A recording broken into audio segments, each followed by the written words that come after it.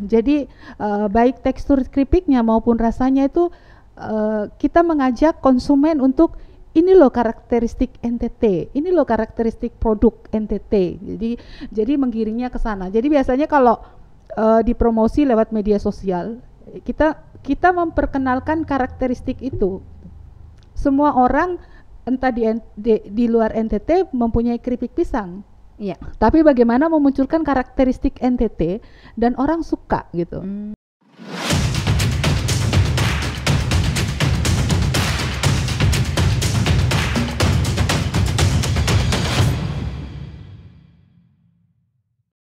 Halo kawanku podcast, apa kabar di hari ini? Bersama saya lagi nih, Rani Veronica yang menemani kalian. Dan kali ini Ku Podcast bekerja sama dengan Dekranasda. Kita akan menghadirkan untuk kalian episode terkait dengan bagaimana kita akan mempromosikan UMKM yang ada di Kupang dan sekitarnya. Kalau bisa NTT semuanya ya, akan kita promosikan kerjasama bersama Dekranasda supaya bisa lebih maju lagi dan mendapat peluang yang lebih besar untuk sukses bersama. Dan oleh karena itu saat ini telah hadir bersama dengan saya seorang survivor UMKM, kalau mau dibilang seperti itu ya. Ada Ibu Yustin S. Saji. Halo Ibu, apa kabar? Luar biasa. Luar biasa. Ini panggilan akrabnya panggil apa nih? Ibu Yustin. Ibu Yustin Iya. saja. Oke, Ibu Yustin. Ibu Yustin dari UMKM Mindari. Ya. Nah, ini salah satu UMKM yang ternyata kalau kita lihat di depan nih pajangannya sudah ada ya, kawan. Ini banyak sekali produk-produk produksi dari UMKM Mindari. Nah, kita akan cari tahu nih Bu Yustin. Dari awal nih untuk membuat produk ini sampai bisa beragam ini kan pasti prosesnya bukan hal yang mudah ya, bukan hal yang gampang ya. Apalagi tadi dengar-dengar kita sempat ngobrol tadi ya di balik layar kalau Ibu Yustin ini ternyata pengungsi tim ya, yang datang ke Kupang.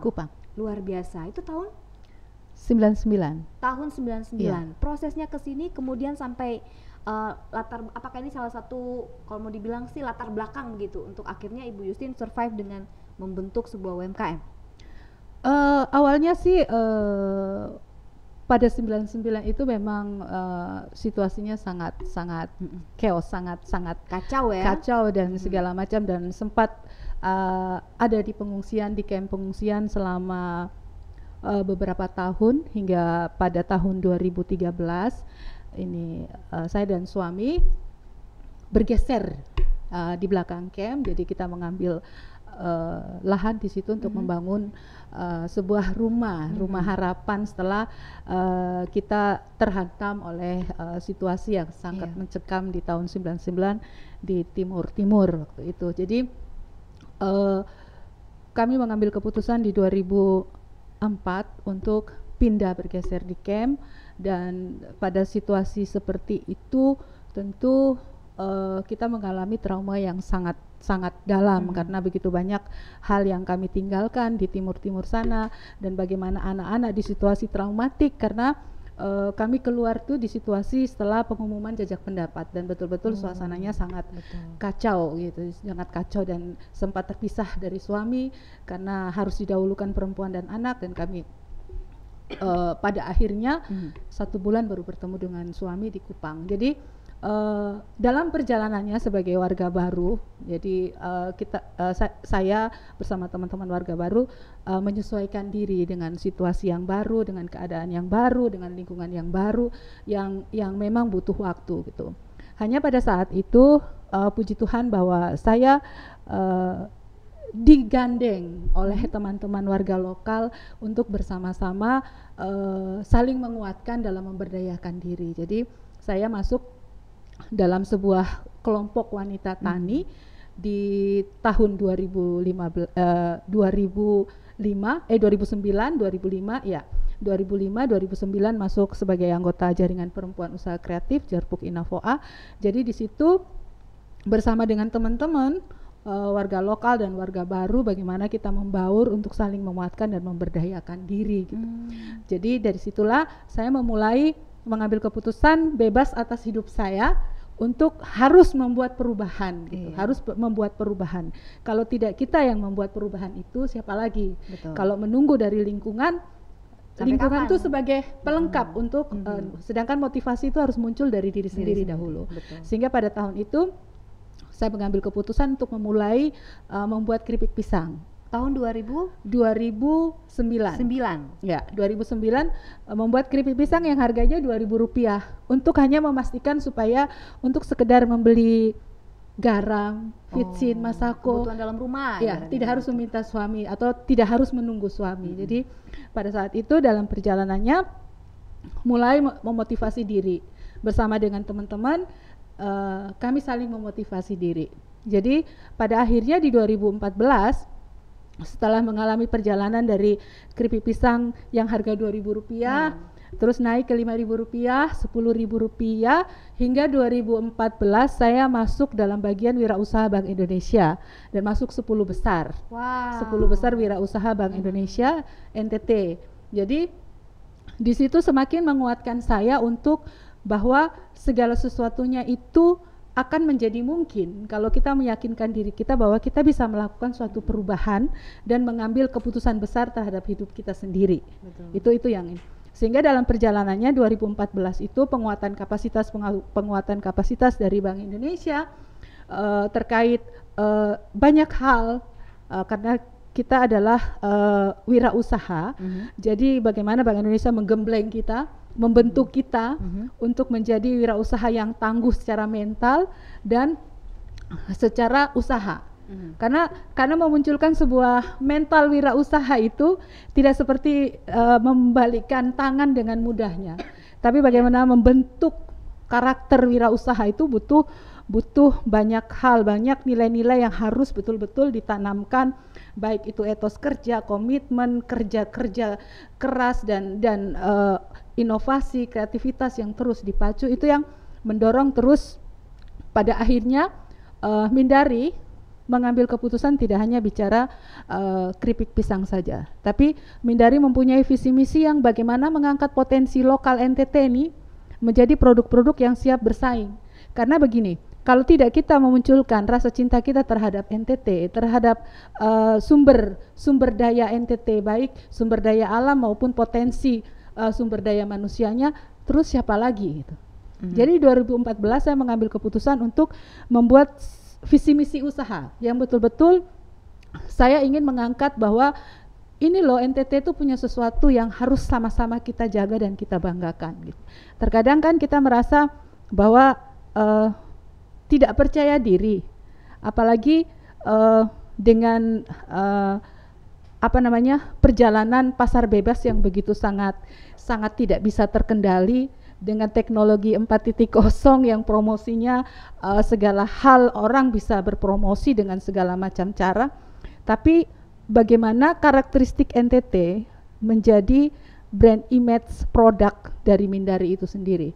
Jadi menciptakan sebuah brand yang bagaimana Mindari ini mengangkat potensi lokal NTT, bahan bakunya semuanya dari NTT, kecuali kemasan, karena memang saat ini hampir semua pergumulan pelaku usaha mikro kecil di NTT itu kemasan. Iya. Sangat menjadi pergumulan dan saya pikir ini adalah salah satu harapan kepada dinas-dinas terkait untuk bagaimana ruang-ruang akan akses kemasan bagi pelaku-pelaku usaha ini juga bisa diwujudkan sehingga produk-produknya pelaku usaha mikro kecil ini benar-benar siap bersaing gitu. Kalau saya katakan bahwa potensi NTT luar biasa.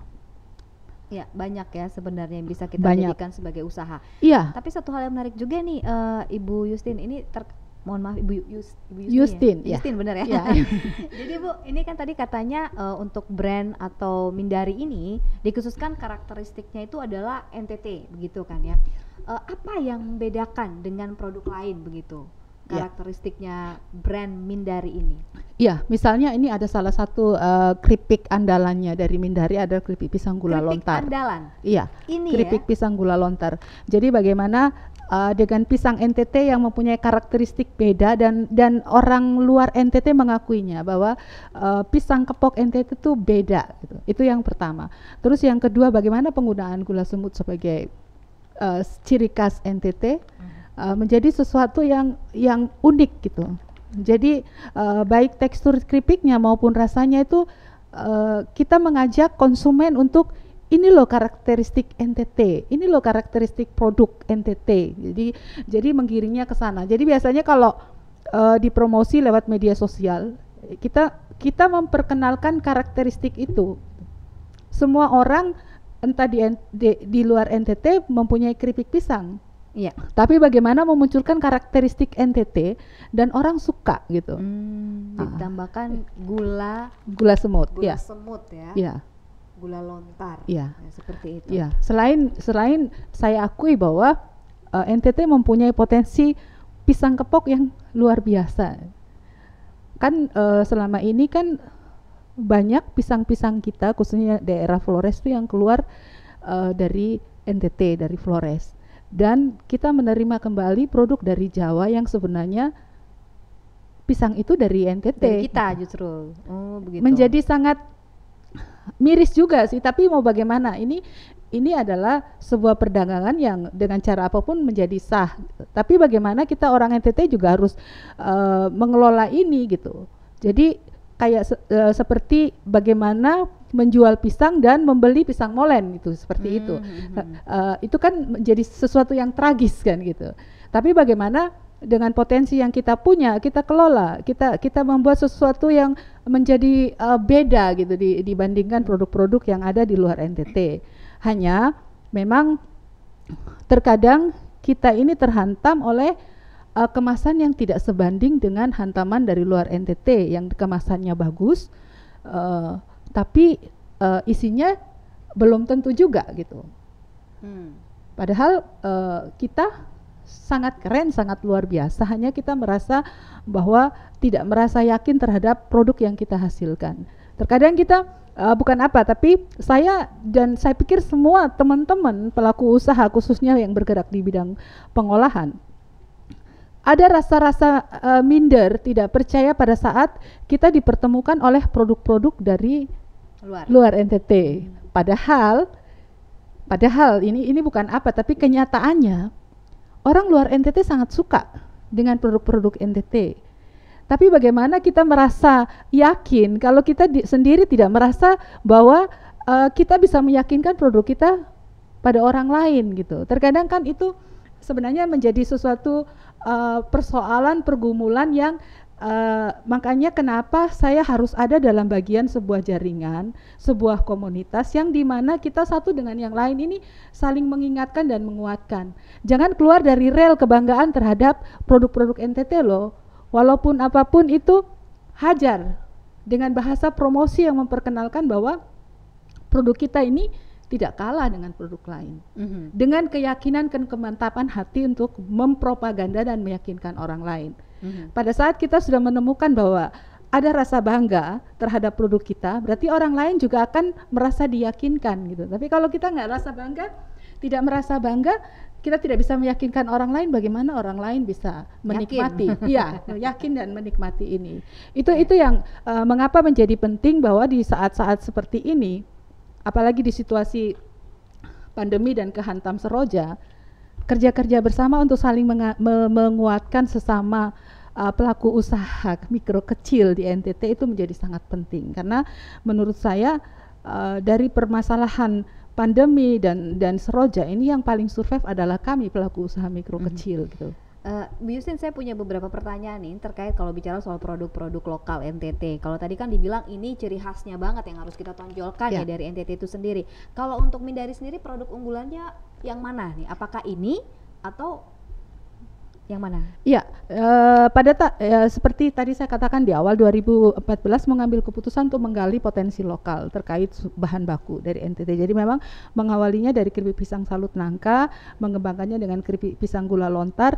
Mulailah ini saya mengelola bahan-bahan rimpang, jahe, kunyit temulawak dan sejenisnya untuk menjadi minuman herbal. Apalagi di situasi pandemi dan situasi normal baru ini, jadi seperti dorongan untuk bagaimana bersama-sama mengatasi masalah yang ada dengan sumber daya yang kita punya. Jadi Mindari punya kekuatan dalam mengolah sumber daya.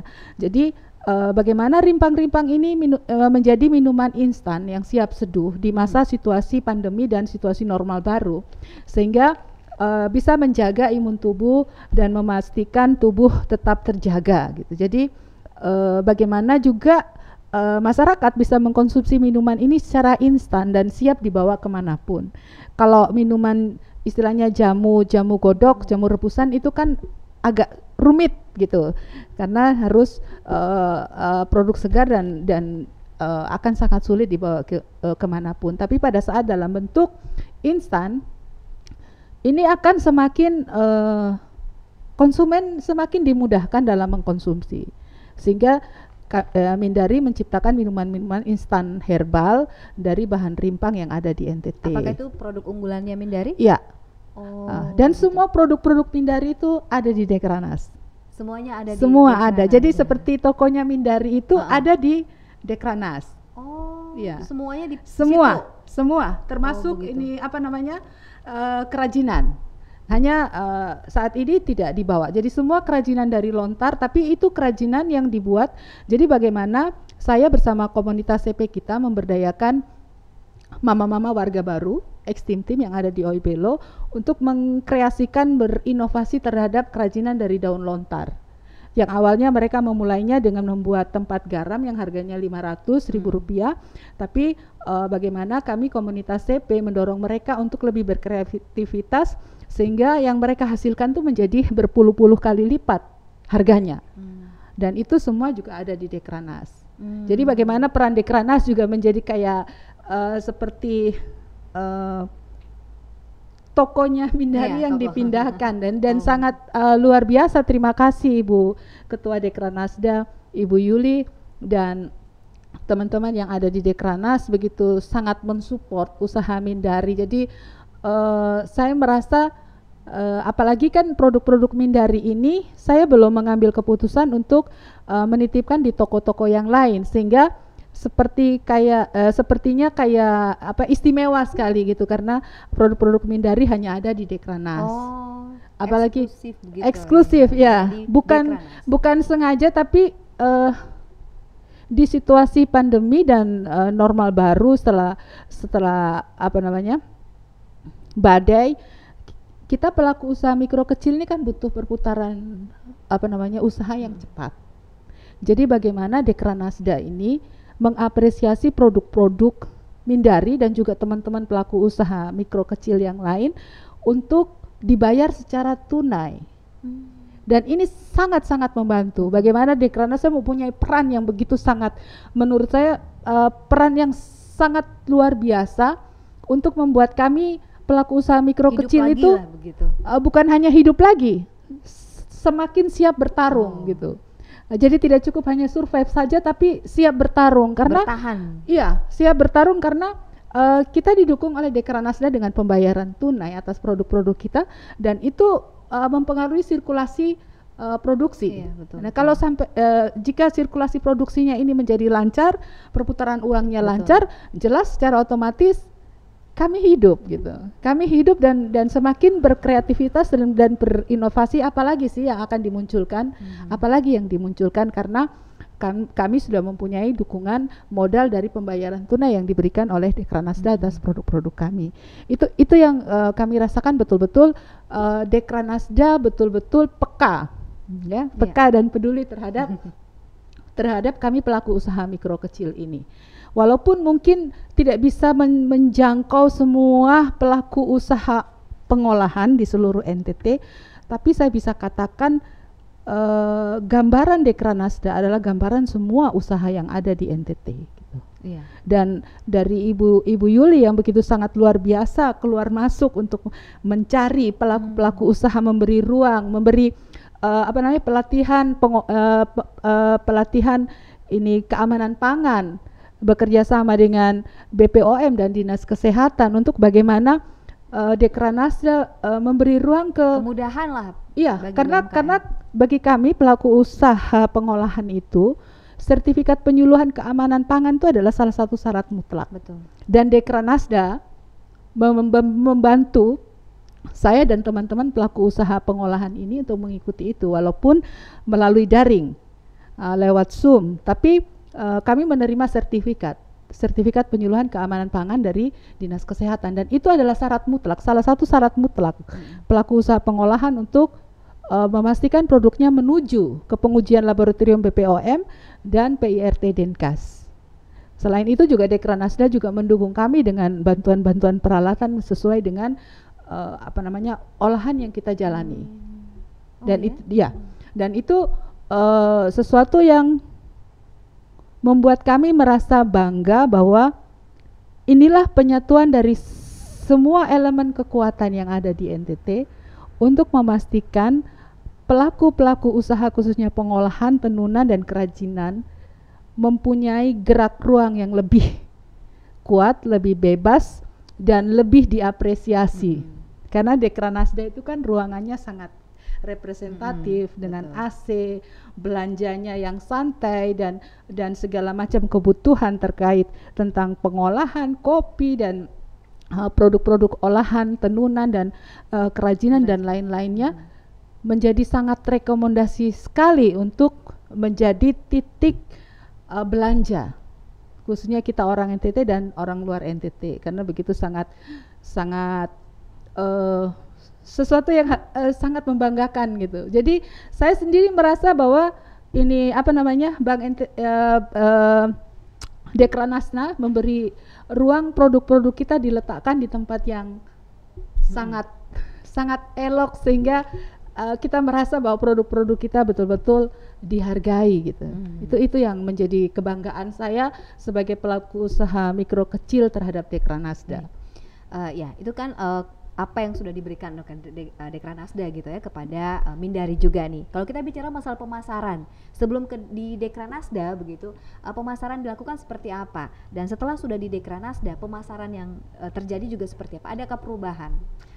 Iya, jadi mengawalinya dari mengambil keputusan dari produk yang harga 2.000 sampai selanjutnya memang ada awalnya dari kios ke kios, dari rumah ke rumah, terus kita juga diberi penguatan untuk go digital 4.0. Setiap UMKM harus go digital, jadi melalui penguatan kapasitas dari Bank NTT, Bank Indonesia. Jadi pemasarannya itu kita sudah menggunakan media sosial untuk, apalagi di situasi pandemi 2 tahun ini menjadi tempat yang betul-betul sarana promosi yang menurut kami sangat efektif gitu. Selain penjualan lewat pameran dan permintaan-permintaan lewat karena saya pakai sistem kartu nama, terus juga lewat WA, lewat IG dan lewat Facebook, itu juga menjadi tempat promosi ya. Karena mau menitipkan di toko belum saya mengambil keputusan karena itu tadi bahwa kita butuh perputaran uang yang walaupun permintaan dari toko oleh-oleh juga cukup banyak, tapi menjadi pertimbangan untuk ini Mindari belum mengambil keputusan untuk itu. Lebih bagaimana mempererat hubungan antara produsen Mindari dan konsumen. Jadi biasanya saya mempunyai pelanggan-pelanggan tetap. Jadi produk-produk Mindari juga sudah di area NTT semua dan juga sudah keluar Jakarta, Surabaya menjadi target yang pelanggan setia gitu. Jadi mereka bahkan kadang meminta untuk dikirim. Ada beberapa pelanggan setia yang selalu mintanya keripik pisang gula lontar, dan juga ada keluarganya yang di sini kalau membawa oleh-oleh keluar NTT selalu produk Mindari menjadi rekomendasi. Jadi sudah ada di Jakarta, Surabaya, Kalimantan, Sumatera saja yang belum, yang lain-lain sudah. Jadi dengan sistem penjualan online itu sendiri dan dari mulut ke mulut, karena juga Mindari sudah beberapa kali juga pameran di luar NTT juga sebelum pandemi. Jadi produknya sudah orang kenal gitu. Jadi iya, dan sudah mempunyai pelanggan tetap. Iya, itu yang dijaga. Karena menjaga itu lebih sulit. Betul. Daripada iya. Mempertahankan lebih sulit daripada mencari yang baru. Iya. Betul. Itu yang konsumen adalah aset. Bagaimana menjaga aset itu untuk tidak lari ke lain hati. Betul. Ya, dan itu saya pikir strategi-strategi marketing yang harus juga setiap pelaku usaha mikro kecil, khususnya pengolahan, harus segera berpikir kreatif dan inovatif gitu. Iya. Bagaimana menjaga kecintaan konsumen terhadap produk kita. Baik, baik.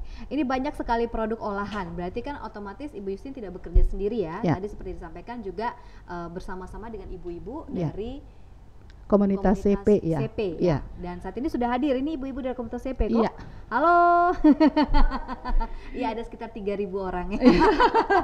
Oh, Iya, bercanda. karena menurut saya hari-hari seperti ini kita tidak bisa berjalan sendiri, Betul. gitu. Karena bagaimana kita harus saling mencintai produk teman. Dalam arti begini, apalagi kita sesama pelaku usaha mikro kecil itu terkadang teman adalah pesaing kita. Iya, saya sepakat, teman adalah pesaing kita. Tapi bagaimana juga kita ada dalam bagian pertemanan itu dengan mengangkat produk teman, gitu.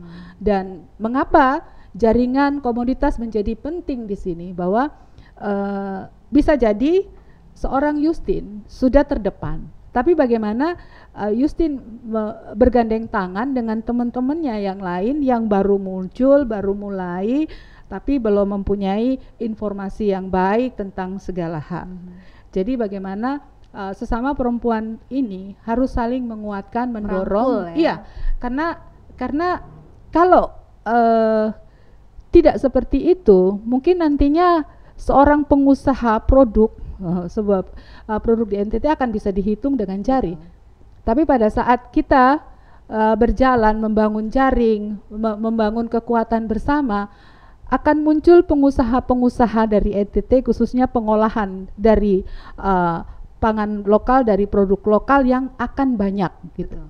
Karena ini sudah saatnya orang NTT harus bangga terhadap produknya sendiri.